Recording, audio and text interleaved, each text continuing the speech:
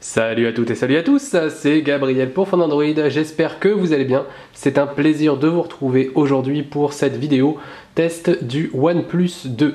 Donc c'est le second smartphone de OnePlus, le premier avait fait beaucoup de bruit pour son excellent rapport qualité-prix et on va voir si ce téléphone que OnePlus qualifie de flagship killer 2016 tient vraiment toutes ses promesses ou non. Donc on va tout de suite commencer par le design de l'appareil. Alors pour ceux qui connaissent le premier OnePlus, il y a des petits changements, notamment au niveau des bordures en métal, effet métal, elles ne sont maintenant plus là. Donc on a un design qui est peut-être un petit peu plus classique que le premier. Cependant les finitions sont vraiment très bonnes. Donc avant de voir le cadre et le dos, je vais m'attarder sur ce qu'il y a en façade. Donc on est sur un écran de 5,5 pouces avec une définition Full HD. Donc pas de Quad HD, OnePlus a estimé que c'était suffisant et on est plutôt d'accord avec ce choix. En dessous, on a un bouton central qui n'est pas physique mais sensitif, c'est-à-dire quand vous appuyez dessus, vous avez un petit retour par vibration.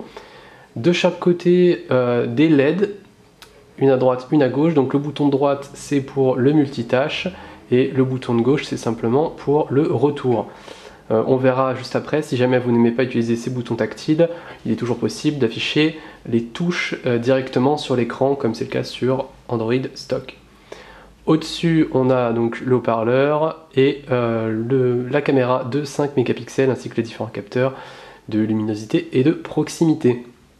On retourne le téléphone et on a cette texture toujours un petit peu granuleuse, qui tient bien en main, qui a l'avantage de ne pas du tout marquer les traces de doigts.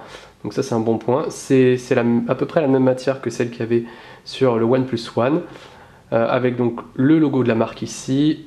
Juste là, un capteur de 13 mégapixels, en dessous le laser autofocus pour faire la mise au point très rapidement, et le double flash LED. Le cadre est lui en aluminium. Donc sur cette tranche gauche, on a le bouton, je vous montrerai tout à l'heure à quoi il sert. Il peut se mettre sur 3 positions et c'est le bouton physique pour les notifications. Au-dessus, simplement la prise casque 3,5 mm et le second micro pour la réduction du bruit. Sur la droite, le bouton de mise sous tension et celui pour contrôler le volume. Et enfin en dessous, le haut-parleur mono mais avec deux grilles comme ça de chaque côté. Et la prise USB type C, donc il y a la particularité d'être réversible, donc c'est assez pratique, comme ça on n'a pas à réfléchir à comment on branche son OnePlus 2. En revanche, il n'y a aucun gain, voilà, ça reste la norme USB 2, donc il n'y a aucun gain de rapidité ou même au niveau de la recharge. Alors il faut savoir que la coque est amovible, on a une petite encoche juste ici, donc je vais vous montrer tout de suite ce que ça donne. La coque est amovible simplement pour pouvoir changer le look du téléphone. C'est-à-dire si jamais vous voulez acheter, mettre une coque en bois, c'est tout à fait possible. Hop, ça fait beaucoup de bruit, vous inquiétez pas, c'est normal. Donc voilà, la coque est amovible, on peut la changer, mais c'est vraiment juste pour le design, dans la mesure où la batterie n'est pas amovible et il n'y a pas non plus de port micro SD. Voilà, comme vous pouvez le voir ici, le seul emplacement qu'on ait est là avec le port SIM. Donc ici vous pourrez mettre deux cartes SIM, donc des nano SIM, hein, l'une à côté de l'autre. Donc ça c'est plutôt un bon point. Évidemment compatible 4G de catégorie 4 et également avec la bande de fréquence 800 MHz qu'on utilise beaucoup en France. Donc voilà, vous voyez, ça se reclipse assez facilement et le OnePlus 2 est donc personnalisable au niveau de sa coque selon vos goûts. On va maintenant passer à l'interface, donc il faut savoir que ce OnePlus 2 tourne sous Android 5.1 Lollipop avec la surcouche OxygenOS dans sa version 2.0. Donc OxygenOS, c'est l'interface de OnePlus qui est clairement inspirée et dérivée de CyanogenMod. Donc on retrouve des fonctionnalités qu'on a déjà sur CyanogenMod et qu'on aime d'ailleurs, je vais vous montrer ça tout de suite. Et donc l'interface est très peu modifiée, c'est-à-dire ça se joue surtout au niveau des fonctionnalités. On a une interface très proche d'Android stock. Donc bien sûr les raccourcis rapides, donc on a les différentes icônes pour le Wi-Fi, le Bluetooth, etc. qu'on peut personnaliser en appuyant sur ce petit bouton là. Voilà, on a juste à prendre les icônes et à les déplacer pour les ranger dans l'ordre que l'on souhaite. Ça c'est assez rapide et facile. Bien sûr, la gestion du multi-compte ici. Un accès aux paramètres. C'est l'occasion de vous montrer hop, la version sous laquelle ça tourne. Donc vous voyez, on est bien sur du Android 5.1.1 avec Oxygène dans sa version 2.0.2. Ici je teste la version, parce que c'est l'occasion, parce que je le vois là, c'est la version 4 Go de RAM avec 64 Go de stockage interne. Donc comme il n'y a pas de carte micro SD, il y a une version 16 ou une version 64 Go pour la quantité de mémoire. Et il faut savoir que la version 16 ne contient, elle, que 3 Go de RAM. Donc voilà, ici c'est la version 4 Go, le tout tourne sous un Snapdragon 810.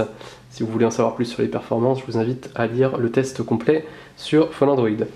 Donc pour ce qui est de l'interface, lorsque vous restez appuyé comme ça sur une zone vide du bureau, il est possible de réorganiser les bureaux, de choisir lequel sera votre bureau principal. Vous pouvez bien sûr effacer le bureau, ajouter des widgets, donc là tout ce qu'il y a de plus classique, les fonds d'écran et ici un accès direct aux paramètres. Donc là vous voyez, c'est marqué activer Shelf. Alors Shelf c'est un bureau à part entière que vous retrouvez lorsque vous faites un mouvement comme ça sur la droite. Donc c'est un ajout d'Oxygène OS.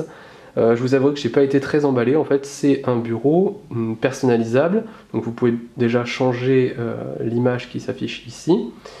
Et vous pouvez également déplacer, en fait c'est comme des widgets que vous choisissez de déplacer pour un accès rapide. Donc là moi j'ai mis le widget application fréquente, en dessous on a les contacts fréquents. Finalement ça sert, enfin moi j'ai pas trouvé que c'était très utile, certains trouveront peut-être que ça l'est, mais voilà, si c'est juste pour afficher les applications récentes ou les contacts, voilà, on l'a déjà sur les bureaux, on peut très bien mettre des raccourcis, on a déjà ses contacts favoris. Donc voilà, ce Shelf n'est pas forcément indispensable. Bon, voilà, pourquoi pas. Après, c'est pas la meilleure idée qu'a eu Oxygène OS. Je vais vous montrer les fonctionnalités que je trouve déjà nettement plus intéressantes. Ce sont les gestes. Alors les gestes, voilà, les gestes se trouvent ici. Donc, en fait c'est simple, une fois que c'est activé, vous avez plusieurs options et ça vous permet d'interagir avec le téléphone lorsque l'écran est éteint.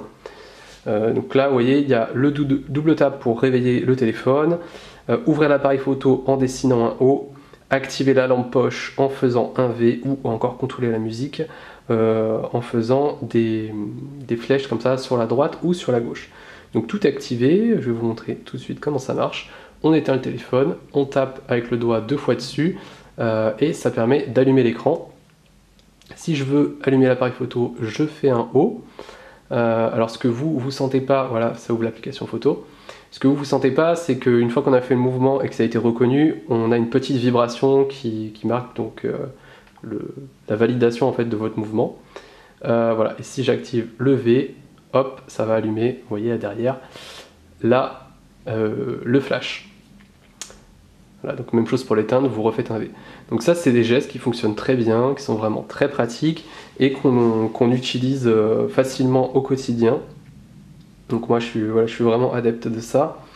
Qu'est-ce que je peux vous montrer d'autre? Donc l'affichage des boutons évidemment est possible.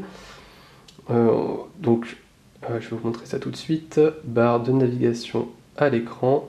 Donc voilà, vous voyez, on a les 3 boutons de navigation de Lollipop qui apparaissent, retour, home et multitâche. On peut permuter les boutons, c'est-à-dire inverser le bouton multitâche et le bouton retour. Ce que je préfère moi d'ailleurs, parce que le bouton retour c'est vraiment celui que j'utilise le plus. Et donc c'est bien qu'il tombe sous le pouce, l'autre il est un petit peu plus difficile d'accès. Et donc voilà pour ce qui est des boutons, vous avez vraiment le choix. Lorsque vous activez les boutons, les touches tactiles là, avec les 2 LED se désactivent, ce qui est plutôt logique.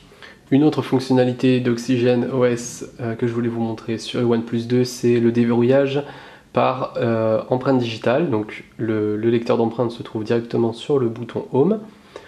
Donc moi par défaut j'ai mis un déverrouillage simple, on va dire, par schéma. Donc bon, voilà, c'est pas mon vrai schéma, évidemment je l'ai choisi juste pour l'exemple. Donc voilà, vous déverrouillez et si vous préférez activer les empreintes digitales, vous allez dans les paramètres. dans empreinte digitale. Donc là, ils vont vous redemander, moi c'est mon schéma, mais si vous avez mis un code PIN, il va vous demander le code PIN. J'ai déjà enregistré une empreinte, donc pour vous montrer rapidement comment ça se passe lorsque j'en enregistre une seconde, vous faites suivant, vous gardez, enfin vous appuyez plusieurs fois sur le bouton Home jusqu'à ce qu'il enregistre complètement à 100% votre empreinte, et une fois que vous l'avez fait, vous choisissez l'empreinte que vous pouvez utiliser. Donc ça c'est celle que j'ai enregistrée avant, l'empreinte numéro 1 qui correspond à mon pouce. Et une fois que c'est fait, donc ça ne veut pas dire que c'est activé, vous devez vous rendre une nouvelle fois dans sécurité, activer le déverrouillage par empreinte. Bon, c'est un peu fastidieux pour la première fois, mais après vous n'aurez plus à le faire. Donc je l'ai activé, et maintenant, donc soit je déverrouille de manière classique, il me demande mon schéma ou mon empreinte. Donc là vous voyez, ça marche très bien, mais je peux également le faire directement depuis l'écran éteint, ce qui est beaucoup plus intuitif. Voilà. Donc c'est très réactif, ça marche super bien. Comme vous pouvez le voir, les applications préinstallées sont peu nombreuses. On aime retrouver le clavier SwiftKey qui est proposé par défaut. Donc si vous voulez pas le clavier Google, vous avez directement le clavier SwiftKey qui est vraiment un des meilleurs. Pour moi c'est celui que j'utilise. Et donc là il est proposé au début dans le paramétrage du téléphone, donc ça c'est super. Et voilà, très peu de choses, vous voyez, téléphone, téléchargement, une gestion des fichiers qui se trouve ici. Donc on est vraiment sur la simplicité même, et après à vous d'aller sur le Google Play Store pour télécharger les applications que vous préférez. Un petit mot sur l'appareil photo. Alors je vais vous montrer ça rapidement. Donc c'est un appareil photo de 13 mégapixels qui prend de bons clichés. Alors au départ c'était pas forcément le cas, je dois avouer. Après la mise à jour c'était beaucoup mieux. Donc on a une interface, je vais vous montrer d'abord l'interface qui est extrêmement sobre. Donc on a peu d'options, hein, vous voyez, là j'ai le mode HDR, le mode ImageNet qui, je vous avouerai, ne change pas grand chose, le mode beauté juste à côté. Si jamais vous faites un mouvement comme ça depuis l'application sur la gauche, vous pouvez donc filmer, activer le mode panorama, le mode de ralenti jusqu'à 120 images par seconde, ou le mode accéléré. Et enfin, un mouvement sur la droite comme ça vous permet d'accéder à vos photos. Donc c'est simple, c'est intuitif. Par contre, on aurait aimé avoir un mode manuel. Donc pour l'instant, on l'a pas. OnePlus a annoncé qu'il y aurait une mise à jour de déployer courant septembre pour déverrouiller ce mode manuel qui donnera sûrement un petit peu plus d'options. Donc là, pour l'instant, on est sur de la simplicité, mais on aimerait avoir un petit peu plus la main quand même sur l'appareil. Au niveau de la capture, elle est rapide, mais c'est pas non plus la plus rapide, voilà, qu'on a vu. Vous voyez, il y a quand même une latence entre le moment où j'appuie et le moment où ça prend la photo. Bon, ça se joue en millisecondes, mais voilà, sur des LG G4 et autres Galaxy S6, ça va vraiment beaucoup plus vite de ce côté-là.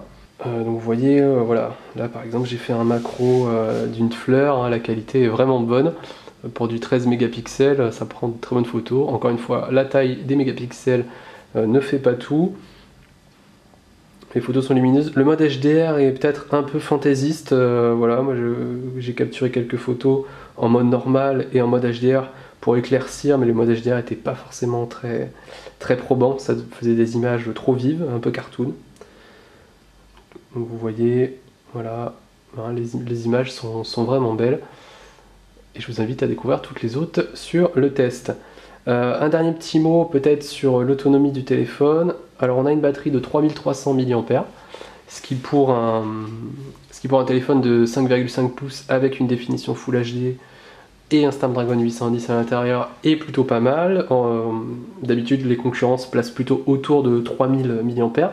Donc là on est sur 3300, on s'attendait à du très bon et finalement c'est simplement bon, donc c'est-à-dire voilà, vous tiendrez une journée et demie, enfin, dans l'usage que j'en ai, qui est peut-être un peu intensif, voilà, une journée et demie.